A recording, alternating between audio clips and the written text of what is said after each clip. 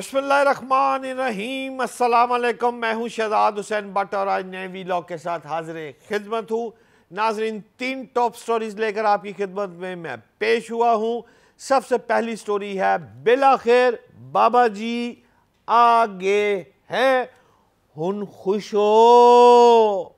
जिना house पर हमला, कप्तान के खिलाफ अंपायर की उंगली उठ गई है। फिक्स किया जा रहा है, किसको किया जा रहा है, कैसे किया जा रहा है, इस पर एक ब्रेकिंग स्टोरी मैं आपको अभी देता हूं। जबकि बहुत बड़ी खबर, आज ही के एक्सक्लूसिव खबर भी मैं आपको इसी वीलॉग में दूंगा। इमरान रियाज मारूफ एंकर इस वक्त कहाँ हैं और वालद की धमाकेदार एंट्री हुई है, वो क्या एंट्री है, हम उस पर भी बात करते हैं। लेकिन सबसे पहले आगाज करते हैं आज के वीलॉग का। नाज़रीन, कहानी कुछ इस तरह है कि पिछले 3-4 माह से जो हमारे बुजुर्ग हैं वो कह रहे थे कि टेबल पर बैठकर बातचीत कर लो, अच्छा है। बट मैं ना मानूं कि रिट जो है वो तोते वाली कहानी समझ आ रही थी, लेकिन उनको समझ नहीं आ रही थी। साबिक वज़ीर-ए-आला पंजाब उस्मान बुज़दार के बाद हमारे भाई चौधरी परवेज़ लाई साहब ने बहुत मिन्नत समाजत की। उन्होंने बेशुमार दफ़ा ये बात साबिक वज़ीर-ए-आज़म इमरान खान को कही, लेकिन उनको समझ नहीं आई। बिलाखिर अब हालात इस तरफ चले गए हैं कि पाकिस्तान तहरीके इंसाफ के मरकज़ी रहनुमा उनको छोड़कर जाने को तैयार हो गए हैं। पहला, कल के वीलॉग में मैंने आपको बात की थी, शेरी, डॉक्टर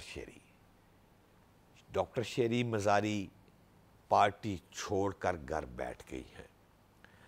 अब गौर कीजिएगा, मैं समझता हूं फवाद चौधरी, शाह महमूद कुरैशी, कोई किसी बड़े आदमी का नाम ले ले, इन सबसे ज्यादा तगड़ी डॉक्टर शेरी मज़ारी थी। डॉक्टर शेरी मज़ारी वो खातून थी जो इमरान खान से आंख में आंख डालकर बात करना जानती थी। वो कहती थी, आवाज़ उठाती थी। कई दफ़ा सहाफ़ियों पर जुल्म हुआ, आवाज़ डॉक्टर साहबा ने उठाई। इमरान खान उसकी बात सुनता था। क्यों सुनता था? पुप्पी का पुत्र था उसका? नहीं। इमरान खान अगर किसी को बड़ा फिक्रा कहलवाना चाहता था, जो फिक्रा फवाद चौधरी और शाह महमूद कुरैशी के वजन से ज्यादा भारी होता था, तो डॉक्टर साहबा वो वज़न उठाती थी और वो फ़िक्रा डॉक्टर साहबा के मुंह से निकलता था और चट्टान की तरह वो फ़िक्रा जो है वो बहुत बड़ों को जाकर लगता था। ये है वो डॉक्टर साहबा। आज डॉक्टर साहबा के जाने के बाद मैं समझता हूँ पीपल पार्टी जिस तरह फॉरवर्ड ब्लॉक बना था, याद होगा, पीपल्स पार्टी में से पैट्रियट निकली थी, राव सिकंदर, फैसल, वो सारी बातें। अब डॉक्टर शेरी ने ये तो नहीं कहा कि मैं किसी पार्टी को ज्वाइन कर रही हूँ, लेकिन उसका बाहर निकलना भी मैं समझता हूँ एक घर में जो दरार आ जाती है, ये वो दरार है। ये इतना बड़ा नुकसान है पाकिस्तान तहरीके इंसाफ का, जो आप समझें कि वाकई नुकसान हुआ है। वैसे तो लंबी कहानी है, फयाजुल हसन चौहान साहब, और सोचा जा रहा था जी मुसर्रत चीमा आपा और उनके शौहर जमशेद चीमा वो भी हो जाएंगे, लेकिन मुसर्रत चीमा को मैं कुछ जानता हूँ। मुसर्रत चीमा भी एक मजबूत औरत है। आज उनकी ज़मानत हुई और ख्याल यही किया जा रहा था, हम सारा दिन ये बातें डिस्कस करते रहे कि आज उनकी प्रेस कॉन्फ्रेंस होगी। पहले डॉक्टर शेरी मज़ारी की प्रेस कॉन्फ्रेंस होगी, फिर फयाजुल हसन चौहान की होगी, फिर मुसर्रत चीमा की होगी, फिर शाह महमूद कुरैशी की होगी। लेकिन शाह महमूद कुरैशी और मुसर्रत चीमा जो है, उन्होंने उनकी जब रिहाई हुई तो उसके बाद मनोअन वो कागज़ पढ़ने से इनकारी हुए, जिस पर वो वापस पाबंद सलासिल हो गए। अब सवाल ये है कि पीटीआई के जो काफ़ी सारे रहनुमा हैं वो मुख्तलिफ आवाज़ें आ रही। मेरे पास एक लंबी कहानी है कि जनाब कराची MNA चला गया है और जनाब फ़लाने शेखुपुरा से चला गया है और लाहौर से ये MP MNA चले गए, लंबी फहरिस्त है। जा रहे हैं, कबूतर जो है उड़ रहे हैं इस पिंजरे से दूसरे पिंजरे की जानिब। लेकिन सवाल सिर्फ एक ही है कि अब बहुत मुश्किल हो गया है। अब बाबा जी अपनी चारपाई से उठकर मैदान में आ गए हैं। अब जब बाबा जी चारपाई से उठकर मैदान में आ गए हैं तो अब आपको थोड़ा सा ना, इंसान टाइम देखता है ना कि वो ओहो ट्रेन तो गुजर गई, जहाज़ लेट हो गया। ये थोड़ा सा जहाज़ आपका लेट हो गया है। बहुत बड़ा वाक़या हो गया है लाहौर में जिन्ना हाउस में। उस जिन्ना हाउस में अगर आप गौर करें तो फयाजुल हसन चौहान साहब की गुफ्तगू पर गौर करें। वो वादा माफ गुआ बनने जा रहा है। जी हाँ नाज़रीन, मैं सोच समझ के बात कर रहा हूँ कि वादा माफ गुआ जनाब मोहतरम फयाजुल हसन चौहान साहब बनने जा रहे हैं। फयाजुल हसन चौहान साहब फरमा रहे हैं कि इमरान खान की जो पहली हिदायत थी वो ये है कि 9 मई की किसी ने नहीं करनी मजम्मत और खामोश रहे। एक दूसरा कि हमें गाइडलाइन जो दी जा रही थी वो आर्मी की तरफ कैसे मूव होना है, कौन सी जगहों की निशानदेही थी। आपको याद होगा वो लड़का जिसने कोर कमांडर हाउस से वर्दी पहन कर बाहर निकला था और इमरान खान का जो बहन का बेटा है वो पतलून लेके निकला था। वो बच्चा तो पकड़ा गया जिसके पास शर्ट है।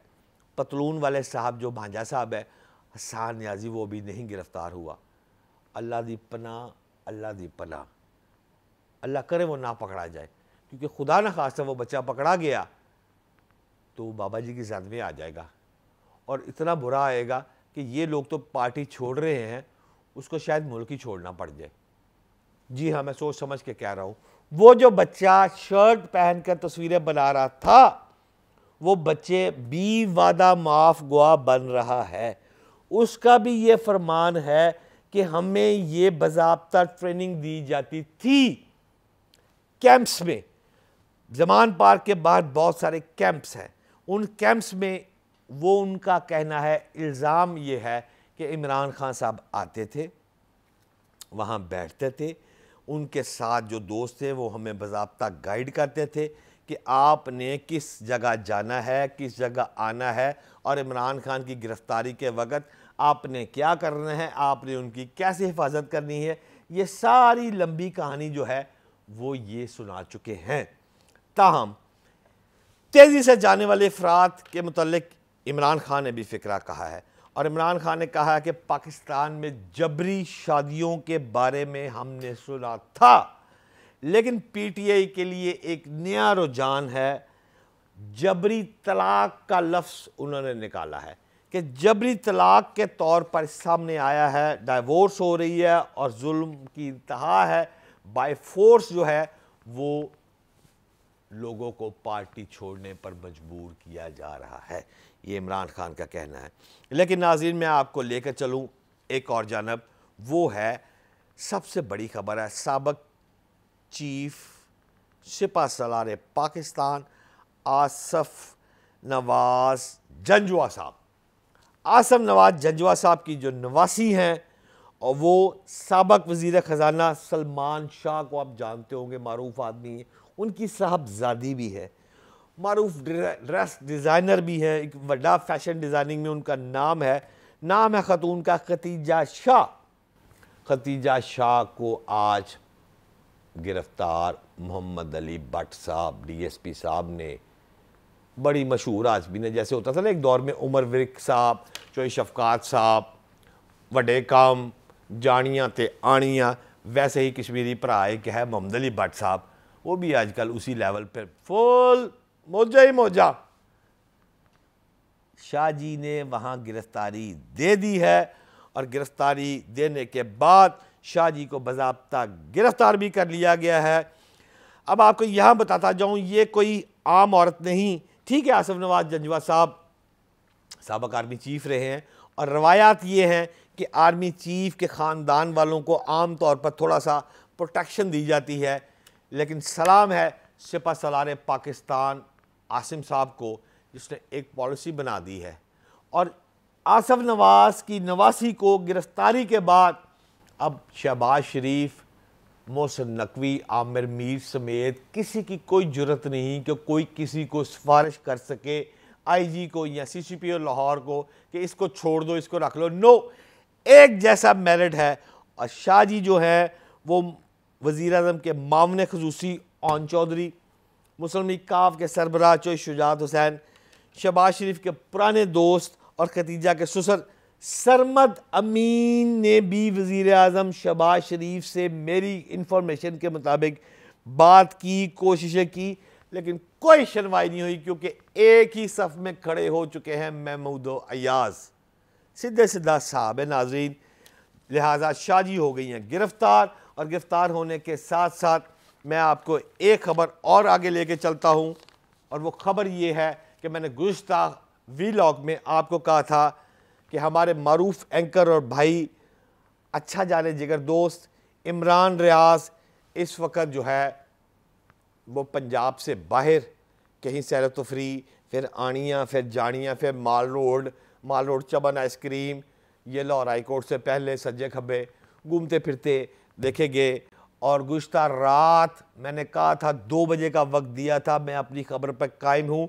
2 बजे उनकी रिहाइशगाह पर एक मीटिंग हुई है, और उस मीटिंग में उनके वालिद मोहतरम ने, थोड़ा सा वालिद मोहतरम ज़रा ऊंचा सुनते हैं, अगर आप पास बैठकर बात करें तो उनको समझ, ज़रा लाउड बोलना पड़ता है आपको। जब उनको समझ आई है कि इमरान रियाज की रिहाई की बातें हो रही हैं, तो उन्होंने कहा है कि इमरान रियाज को रिहाई नहीं चाहिए। जी हाँ नाजरीन, इमरान रियाज खान के जो इम्कानात थे 1 या 2 या 3 दिन में वो बाहर आ जाएंगे और इसी तरह सड़कों पर हमारे साथ घूमते हुए नज़र आएंगे, लेकिन अब वो सिलसिला किस्सा माजी बनता जा रहा है। इमरान रियाज की गिरफ्तारी के बाद मुझे अब नज़र नहीं आ रहा कि वो बाहर आएँ। वो कुछ देर ज़रा स्विट्ज़रलैंड और न्यूयॉर्क की सैर तफरी करेंगे, घूमे फिरेंगे, क्योंकि उनके वालिद ने कहा है कि कोई एग्रीमेंट इमरान रियाज के मुतल्लक, कोई गारंटी उसके ना भाई देंगे, ना बीवी देंगे, ना दोस्त अहबाब देंगे, ना मैं बतौर वालिद मोहतरम कोई गारंटी दूंगा। जैसा है रहने दो। अगर मेरे सर पे कोई एहसान कर सकता है तो एक एहसान कर दो कि जिस जगह मेरा बच्चा है मुझे उस जगह का बता दो, मैं उस जगह के बाहर जाकर बैठ जाऊंगा। वो अंदर बैठा रहे, मैं बाहर बैठ जाऊंगा। दिल करे तो मुलाकात करवा देना, ना दिल करे तो ना करवाना। रोटी लेके जाऊंगा, दिल करे तो दिलवा देना, नहीं दिलवाना तो वही रोटी मैं खुद ही खा लूँगा। लिहाजा इमरान रियाज के वालिद ने अपने बेटे को सुपुर्दे खुदा कर दिया है, और तमाम मीटिंग, तमाम बातें, हर चीज़ जो है वो अब हो गई है सिफर। लिहाजा अल्लाह पाकिस्तान की खैर करे। आप गौर कीजिएगा कि हालात जिस तेज़ी से बदल रहे हैं, ये पाकिस्तान की बेहतरी हो रही है या कुछ और हो रहा है, ये तो मुझे अभी तक समझ नहीं आ रही। लेकिन मुझे इतना समझ ज़रूर आ रही है कि महंगाई की शरह मेरे मुल्क में 35% तक जा पहुंची है। हम लोग जिंदा कैसे रहेंगे? ये पीटीआई, ये मुस्लिम लीग नून, ये मुस्लिम लीग काफ, भाई हमें किसी को वोट नहीं देना। हमारे बच्चों की रोटी का पहले मसला, बत्ती का मसला, सुई गैस का मसला, स्कूल ट्यूशन की फ़ीस का मसला, ये मसला हम किसको सुनाएं? शहबाज शरीफ के पास जाएं, पाक फौज के पास जाएं, आमिर मीर के पास जाएं, मोहसिन नकवी के पास जाएं, कोई है हमारी फरियाद सुनने वाला कि 35% महंगाई पर हम नहीं ज़िंदा रह सकते? और आने वाले दिनों में, ये जून में हमारे पास सिर्फ इतने ही रह गए, अब उसके बाद हमारे पास नहीं है। अल्लाह करेगा इंशाअल्लाह ताला मेरे मुल्क में पैसे आएंगे, बड़े पैसे आएंगे, इसहाक डार ही लेके आएगा, शहबाज शरीफ ही लेके आएगा, पर किदों मेरे को नजर नहीं आ रहे। मैं की करा, झूठ बोल दवा, मुस्लिम लीग नून की तारीफें शुरू कर दूं, गवर्नमेंट की तारीफें शुरू कर दूं, पीटीआई को बुरा कहना शुरू कर दूं। क्यों कहूं? मैं जर्नलिस्ट हूं, मैं किसी का स्पोक्समैन हूं। मेरे मुल्क में इस वक्त क़यामत आई हुई है, मैं क्या करूं? अरे यार, मेरे कंट्री को अगर आप श्रीलंका से कंपैरिजन कर ले तो मेरी कंट्री 0.94 इस वक्त मेरी कंट्री की करेंसी जो है, और यार मैं तो श्रीलंका तो थल्ले चला गया। मैंने पाउंड की क्या बात करनी, मैंने डॉलर की क्या बात करूं? मैं 300 रुपए का डॉलर है या 400 रुपए का डॉलर है, और सानू गरीबों तो समझ नहीं पाउंड कितने का, डॉलर कितने का, अप क्या है, डाउन क्या है, स्टॉक एक्सचेंज क्या है। सानू तो सीधी सीधी 2 + 2 4 चाहिए। लिहाजा नाज़रीन, आज के वीलॉग के लिए इतना ही। इंशाल्लाह अगले वीलॉग में फिर मिलेंगे, लेकिन मैं आपको जाते जाते एक बात ज़रूर कहता जाऊँगा कि निगरान वज़ीर इत्तलात जो आमिर मीर साहब है, उन्होंने बड़ी सख्त गुफ्तगू आज की है। उन्होंने कहा कि इमरान खान को डूब मरने का मशवरा दिया है। मैं नहीं देता भाजी, मैं ना इमरान खान साहब का बार्स उठा सकता हूँ, ना किसी और को उठा सकता हूँ, लेकिन उन्होंने ये कहा है कि इमरान खान ने जनाब 5 अफराद की हिलाकत का दावा किया और हालिया तरीका सबसे बड़ा झूठ बोला, और उन्होंने $1,00,000 जो है वो मुझसे लेते ने 5 नाम नहाज शोदा के नाम पर बारो। उन्होंने ये भी कह दिया है कि पाकिस्तानी अमेरिकन कम्युनिटी से $5,34,000 बतौर इमदाद लेना किया है, ये भी इल्ज़ाम लगाया है। ये फॉरेन फंडिंग भी 9 मई की इंतशार और फसाद फैलाने के मुतरादिफ है, ये कह रहे हैं आमिर मीर साहब। अल्लाह पाक इमरान खान को, शहबाज शरीफ को, मेरे तमाम सियासतदानों को, मेरे पाक फ़ौज को सलामत रखे। मेरे मुल्क के लिए जो कोई अच्छा काम कर रहा है, अल्लाह पाक उसको ज़िंदगी और सेहत दे। आज के वीलॉग के लिए इतना ही। पाकिस्तान जिंदाबाद।